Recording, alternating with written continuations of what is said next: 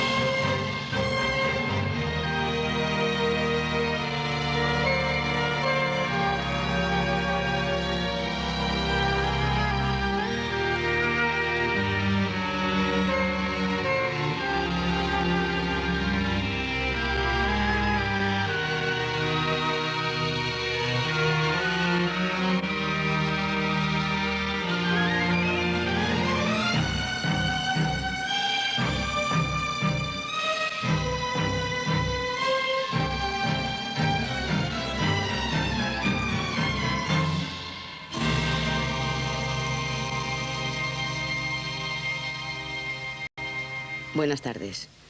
La estación de Perpiñán va a dedicar 2 ediciones completas, hoy y el próximo jueves, a The Stranglers. The Stranglers se han pasado más de 12 años desmintiendo con bastantes palabras y confirmando con algunos hechos su pertenencia al movimiento punk, pero decididamente unos chicos que publican en la revista de su club de fans estudios sobre sonetos de Shelley no deben ser muy punks. Es el lenguaje de nuestro tiempo, que es el pop rock, es capaz de lo mejor y de lo peor, como cualquier otro género. Esta es una de sus representaciones más dignas y más honradas, pero más que nada es el vehículo para todo un lujo de emociones y de sonidos que consiguen desconcertar cada día a los fans de otros días y conquistar y divertir a nuevas generaciones con cada nueva aventura. La próxima semana, The Stranglers van a telonear a David Bowie en el que promete ser el concierto de la década en Madrid y en Barcelona. No solo como aperitivo, pero también como aperitivo, aquí están las palabras y los sonidos de The Stranglers. The Stranglers have often complained about the press showing an image of the band in which you don't recognize yourselves. Which were the main misunderstandings? Which were the main differences between the idea you have of yourselves and the way they used to portray you? I think the main point where this was obvious to us was the amount of words the journalists use to describe us being arrested by police, the activities with drugs, all the other things apart from our music. And we suddenly started to be very angry. We think, well, they're spending more time talking about these things than about the music that we play. And so we started to try to change this.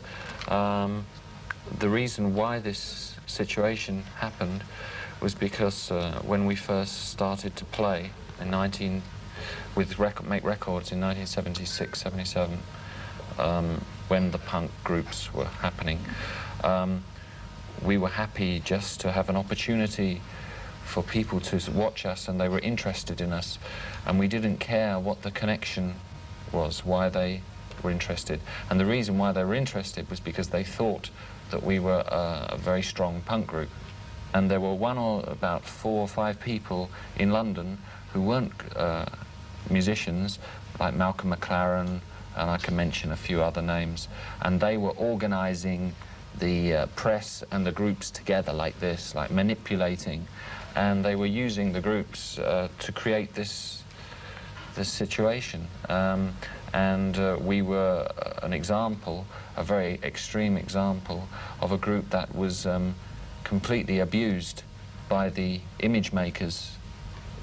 And what were the main differences between the image they used to show of the band and the image you have of yourselves? Well, for instance, one time we had 6 girls, friends of ours, who stripped off on stage.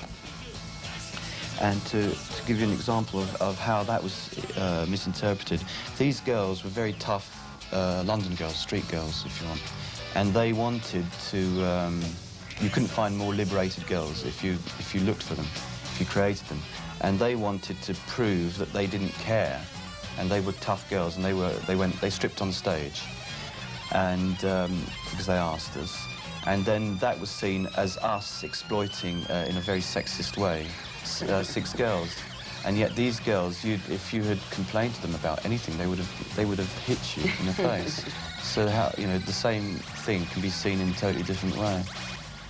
How does a band manage to keep together for 12 years, not only with the same members, but also maintaining the same capacity of invention and without wearing out your ideas? Well, you don't wear out ideas because we renew them all the time, because fortunately there is life, for the 4 of us, there is life outside of the Stranglers, because you get fresh inputs of information, and when we come back together, hopefully we have new obsessions or new ideas. I mean, we do production. I mean, Hugh does a bit of acting. He's doing a solo thing at the moment. I've done solo things. I teach 2 days a week and stuff. And that way, I think you're always renewing yourself. So you don't have to change personnel, because usually you find that, like I would have thought, like most normal human beings, they can renew their relationship. It's like with a couple. You know, if a couple live together all the time, they've got nothing to say to each other, have they? We've been lucky. I think we've been doing the right thing in the right place at the right time often enough to have made the whole thing work. What do you recall from the first times in the middle 70s with more nostalgia, and what was more important for your later work from this time? I like the thing I liked from the mid-70s. The thing I liked was there was a spirit to play music then, which was very naive, innocent.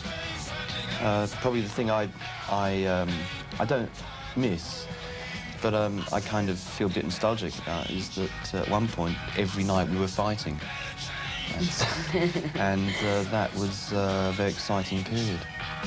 What from this period has been more important for your later work? Well, I suppose inevitably the hoo-ha around what was called punk music in England 10 years ago has reverberated on over the years and has been important in one respect, in that it has gained a sort of notoriety, if nothing else, which has been a constant source of interest and amusement by observers and writers over the years, and it is, you know, it has moved people to feel it appropriate to come and talk to us and find out for themselves what we're really like. What has happened in the musical scene from since then? How has its evolution affected you? For instance, the new technologies or the different trends and fashions? Well, I mean, if you're talking about technology, we haven't been Luddites. Now, I don't know if you know that, in history, in English history, there was a period when they invented the spinning jenny. which revolutionized the way you made cotton. Right? It was a machine. Before it was on looms, you know. They made clothes that way. And then they had this, this piece of machinery. Now, at the time, when they invented this spinning jenny, this piece of machinery, a lot of the traditional workers tried smashing them all up because they felt threatened by it. But they couldn't fight in the face of progress, and eventually you had spinning jenny, then you had all the machinery. So, I mean, I think it's very dangerous to ignore technology. So we've always tried being, using whatever technology there was around, available. The danger is if you let the technology dictate to you, because have you noticed every human being has his own fingerprint, Every human being has his own voice print, yeah? And yet somehow a lot of the music now sounds all the same. Now you explain to me how that happens. It's because a lot of the time is because through lack of knowledge of the technology, they allow the technology to dictate to them. So everyone uses the same factory settings, the same sequences, and the same sounds, and it ends up being bland and all the same, which we've tried to keep away from. I mean, all the same, at the same time using a lot of technology. We use a lot of computers now. Recording today is more a question of recording an idea, whereas originally, 10 years ago, 12 years ago, the idea was to record an event, an actual performance was what was recorded. Now I think technology, radio, connoisseurs of music, critics, and the public as well, have grown to expect a far higher standard of performance than is actually possible to achieve through a real performance. They're seeking a level of perfection in sound and deliverance of music that is now attainable with computers and all sorts of, you know, technological improvements which are progressing at such a speed that nobody can really keep up with it. You know, that there's a new invention every week on a keyboard or a recording instrument or drum machines, and things are happening so rapidly. With each new little invention, or perhaps invention isn't quite the right word, each new development of a particular piece of equipment, there's usually one or two good sounds or ideas that will emerge from it. And once these two or three good sounds or ideas have been used and committed to plastic in the form of a record, they become part of a fashion of that period and become dated very, very quickly. And so music has become even more fashionable than clothes ever were. They can date so quickly. You know, a sound is hip in the European market and the American market for a matter of weeks or a few months at most, and then it's dead, it's finished, it's old style. And this is where technology is making these changes occur more and more rapidly. So we have now a situation where an artist or an act can survive its whole career, which is sometimes 12 months. I suppose occasionally it could be 12 years, but just through one particular sound, you know, that they were the first to discover and becomes associated with that particular artist. What about your own evolution? Those changes on style you had, do they mean, for instance, a change of intentions, or is more like the way many artists today deal with a lot of different styles? Well, I don't think the intention has changed. The intention always was to escape the frustration of life by creating something, and if you can create something, then you feel happy for 1 second, and so you are making something of this terrible world that we live in. But the So the intention hasn't changed. We've changed style many times because it is because the intention stays the same, but you have to change something so to make it interesting. So it's a lot of fun to say, oh, let's try this now and see what happens. And it never comes out the way that you intended it to be. Mm-hmm. You know, we could say, oh, let's go and the last record we made, Oral Sculpture, before we started it, we said, okay, let's make a soul record. So we went off and did Oral Sculpture, and it's not a soul record. Mm-hmm. So it's because we did it that it sounds different. So the change of style are just how we feel on the day. Everything changes in life. We get older, we develop, we become more proficient at the craft we're trying to practice.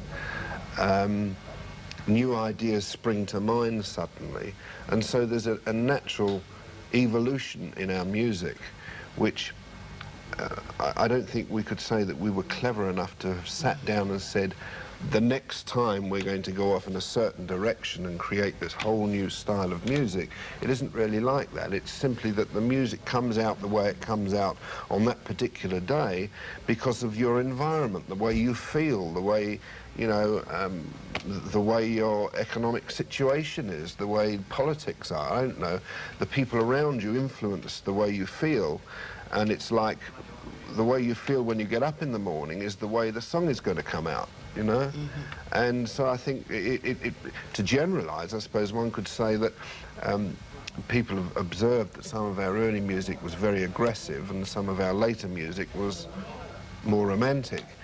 And that could actually be related to the very harsh and aggressive period we were living in at the beginning, when it was very, very difficult to do what we wanted to do and survive. So I think a lot of the aggression we had that we had to have in order to survive came out in our music. I think inevitably over the years things have got a little bit easier. We've conquered a few wars musically and professionally, and we've survived. And I think that actually is reflected in our music, and it shows that we are aging musically, or should I say maturing musically. Obviously, you're never the same person from, hopefully with the experience, you're never the same person. And, I mean, the only person who never changed, no, there are two people who've never changed their ideas, as far as I know, was Adolf Hitler and possibly Maggie Thatcher. And, I mean, it's very useful not to change because at least you don't have any confusion. As the French say, tout comprendre, c'est tout pardonner. If you understand everything, you forgive everything. So the best thing is not to understand everything and to have narrow vision, tunnel vision, and that way you go straight to, you achieve what you want to achieve. But for most of us, I think, in the light of experience, we change. Now, the only attitude I know that we've maintained is to have an open attitude to all styles of music and not to identify them with any thing threatening, any threatening attitude. I mean, you know, there's the old joke about country and western. You know, I don't know if you saw the Blues Brothers, they say, oh yeah, we have all styles of music here, country and western, you know, which is, which has never been our attitude. I mean, I think there's so much around that you can use it to still express what's fundamentally you. And which are the main constants through those changes? I think we've always had a lot of melody and drive and energy. I think everything else changes, but those three things are always there. How does a song have to be for you to like it? I don't know. If you find out, please let me know. Well, you know how to do very good songs, I don't. So I suppose the criteria for a decent song is something which lasts. Do you think your songs may last longer than pop songs usually do? Or no, because they are pop songs. Yeah, I do care. Yeah, because I would like to think that it's not disposable. Because I don't want.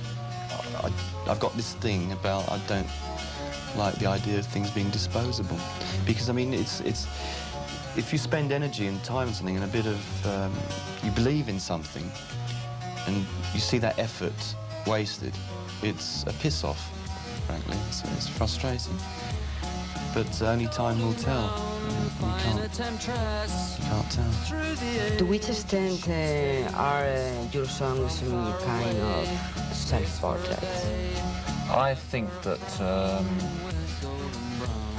more than being self-portrait songs, I just think that artists should be in any kind of field, whether it be music or painting or anything, or writing poetry. What they do is their success depends upon if they accurately portray the time in which they live. And if they do this, then they are successful, and their work remains after they have gone. Sometimes the meaning of your lyrics is not so clear. Do you like some obscurity? Oh, of course. That is fun to do this, to make the lyrics a little obscure, so you don't see immediately what it's about. This is, it's subversive, it's a subversion, it's perverse, and it's subversive as well. I think most people would like a bit of enigma or mystery. I mean, if you just show everything, that's it. Is it true that you like also some obscure themes or some obscure subjects like cannibalism, for instance? Well, I don't know if that's so obscure. you might be surprised. Yeah, obviously the esoteric. There are there's a lot of interest in the esoteric. If you have an open mind and you want to discover everything, or as much as you can within the short lifespan, within your short lifespan, then I would have thought you kept all ideas open, and therefore you would tend to be unshockable. Buenas tardes. Un guitarrista que colecciona arte y que se ha enamorado de la obra de ukelele. Un bajista que es también profesor de karate. Un batería emotivo y amante del vodka, pero que no obstante resulta especialmente sensato y juicioso. Y un teclista al que no hemos podido sacarle ni una sola palabra, pero que no por eso le hemos perdido el cariño. Ellos son The Stranglers, que ya estuvieron con nosotros la pasada semana y que hoy repiten. Ídolos y amigos a la vez, tan cerca y tan lejos, tan brillantes y tan normales, The Stranglers han sido acusados repetidas veces de traición por sus cambios de estilo, que se deben fundamentalmente a su continua autoexigencia, pero también a su marxismo de la tendencia groucho. Si han roto los esquemas de sus seguidores es porque nunca pertenecerían a un club que los admitiera como miembros. Dos puntos finales. Primero, debemos agradecer la paciencia y el talento de Fernando Guerra y Herminio Sánchez en el montaje de vídeo. Segundo, nuestro sonido directo ha recibido el espaldarazo internacional bastante insólito, por no decir absolutamente inédito en cualquier televisión del mundo, de ser recogido en disco y publicado en Londres por la prestigiosa compañía que representa a The Stranglers, que ya están aquí.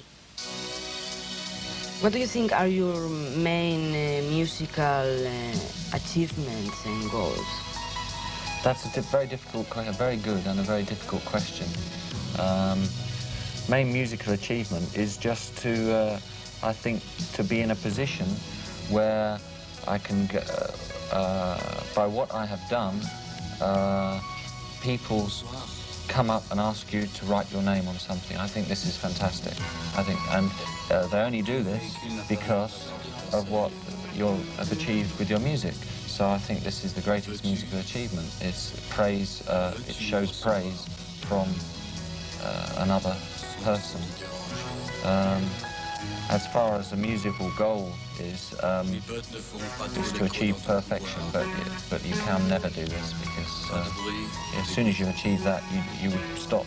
So you're never satisfied with anything you do. You're never satisfied with anything when it's finished. Well, I suppose that my musical achievement is to have succeeded for 12 years. I don't have a musical goal other than to create ideas that excite me and that will excite other people. Is it true that you are so demanding as to have recorded an album before Dreamtime and rejected? Yeah, well, we certainly recorded enough material for an album which we were not happy with, so we just scrapped it. Yeah. Which is why Dreamtime is 9 months late. Is Dreamtime your favorite record because it's the last one, or there are any other reasons? Yeah, that's probably the most. That's a very astute observation. It's our last baby, so I mean that kind of says it all, really. I mean, what is your favourite love? Next one. The next one, not the one you're living at the moment. I don't have. I won't tell him, I promise. At the moment. I won't tell him. No, my favourite one is the next one, the one we haven't made yet. The next one. Because it's the next one. Well, that's obviously the most exciting challenge. What does it have to do with that story about Australian Aborigines, and how did you this? Well, the word Dreamtime refers to an Australian idea. The Aborigines look at life in this special way. It's a very approximate English word, because they say you don't have a word in English to describe this, but Dreamtime is close. I think for us it's a symbol of lost ideals. There are certain things in the world that are disappearing, and because of the modern world, there is no room in the modern world for these things, and the Aborigines is one of them. If we look at Spanish history, there is a song on Dreamtime about Spanish history. It's quite embarrassing for the Spanish. It's about the genocide in Mexico, Mayan skies. In that time, there was no room for this way of life to live in the world then. So that's another lost ideal, and it's sad, very sad, because it was a beautiful culture that they had. Very violent, but Really? But it was a beautiful culture. So Dreamtime, we chose this word because of these reasons. The Aborigines case is very interesting because they, I think I'm only, it's only my idea, but an Aborigine might listen to this and say he doesn't know what he's talking about, so there's this possibility. But I think the Western civilization that we live now, we look at the world, we are the most important thing in the world, and the whole world goes around us. So it's a very subjective view, and I think the Aborigine looks at it the other way and says that they are very unimportant, the world carries on, and they are like a speck of sand, and so they see themselves more and more realistically as part of nature, the whole nature process, and so they have respect for natural objects, which we don't have. Well, we've been to Australia twice, and we didn't experience much of Australia, but what we did was quite intense. And one of the things that fascinated us was that for a supposedly very primitive race, I find them very sophisticated, their philosophy. And you know, they were subjected to a kind of genocide. When the first white settlers went there, a lot of Aboriginals were massacred for their land, and also because they were considered primitive. We in the West, we say, this is mine, this is my land, this belongs to me. And they say, I belong to this land, which is a fundamental difference, which is really important. And I think we in the West have maybe forgotten what is sacred and what isn't. See, we have made sacred things which have no life. Are you concerned about your influence in young people? Are you worried about things like drugs, for instance? I'm worried about young people thinking that we are an example of something, and then doing something and saying, "Oh, it's okay because I'm sure that they do it." So, I mean, I have no connection with drugs. That I used to have a connection with drugs, but I don't for a long time now. And I would take this opportunity to say to any young people that I've seen what drugs have done to me, and I feel so much better now that I don't have any connection with them. I can create more.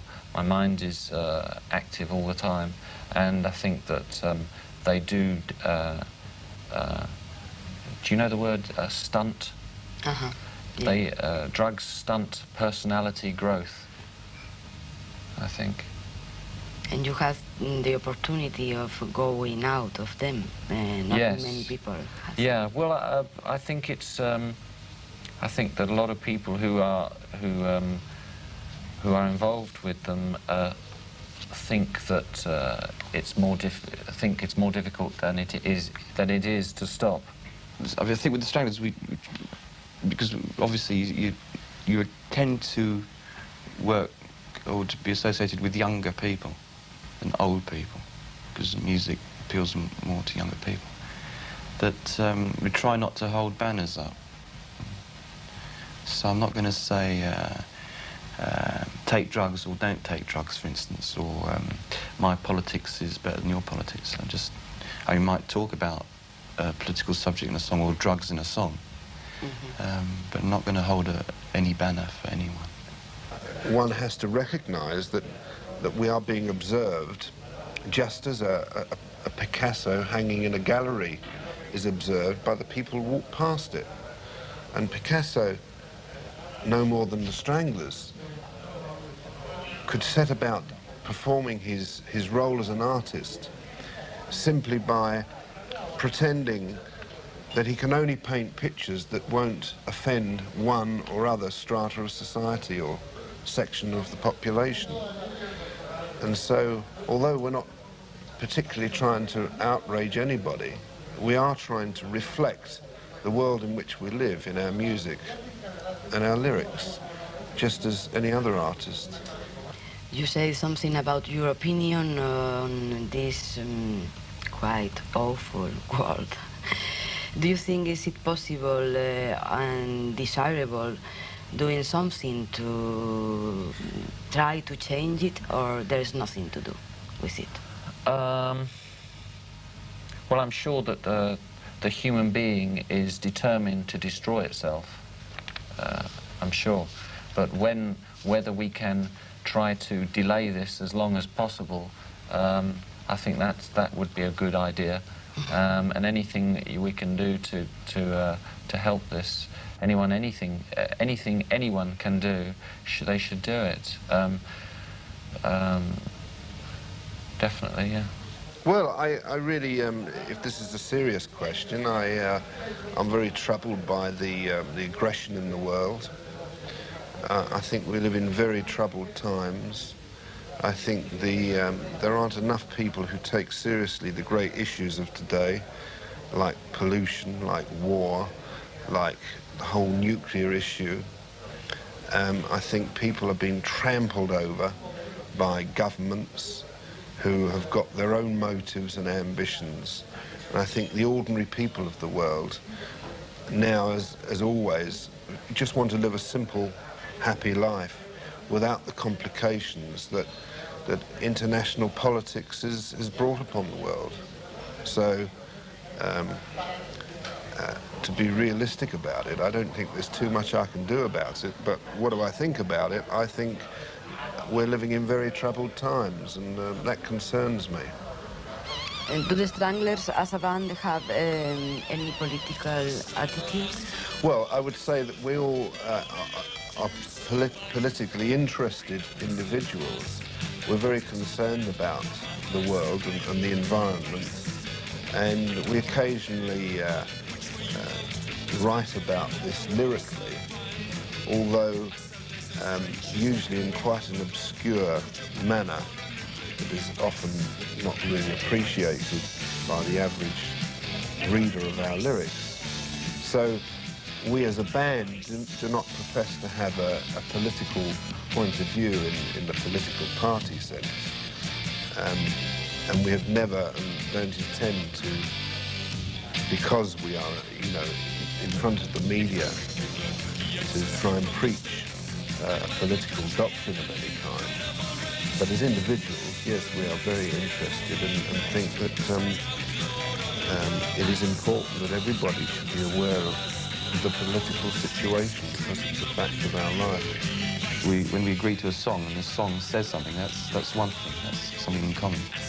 But if you, no, we don't have that. We're not all members of the same political party or the same philosophy. Thank God, I think. It's quite healthy. I think that every decision we make in life is a political decision. But if you look closely enough, the only thing to me that I'm sure is wrong that I've seen in politics is the use of nuclear power, because it's something that really can destroy us very quickly. And I see no good coming from this thing. I see only evil, bad coming from it. And the only reason people who don't see this,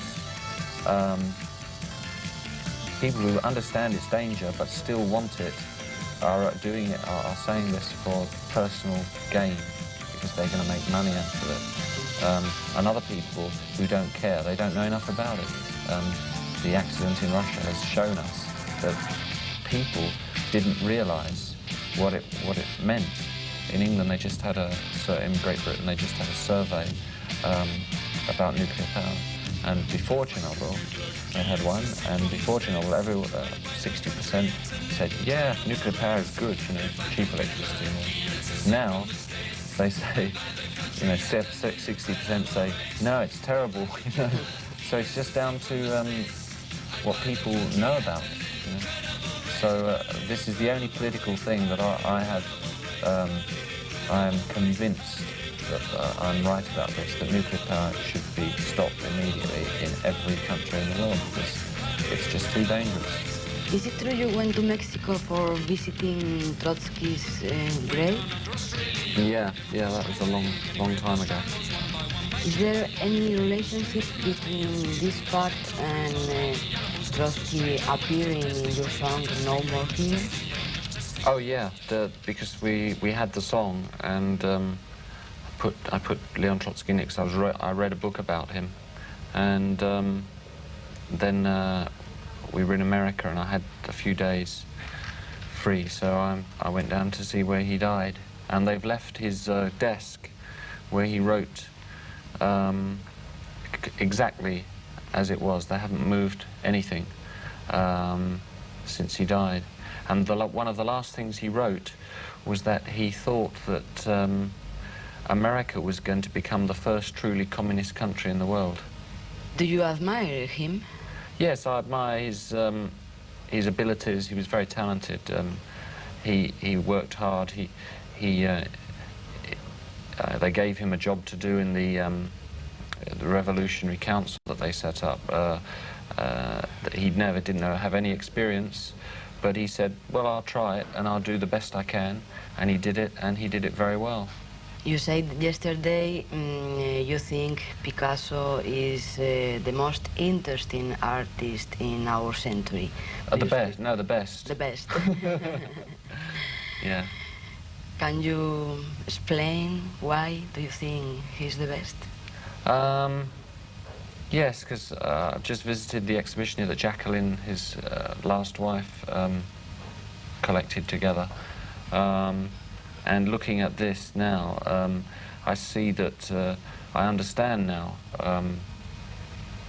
why he was so good, because he was a master of all the elements of painting. He was a master of composition, a master of colour, a master of light, a master of movement, and just every possible thing that you could be master of in this thing, he was. Your song Spain reveals that you notice the places you go through.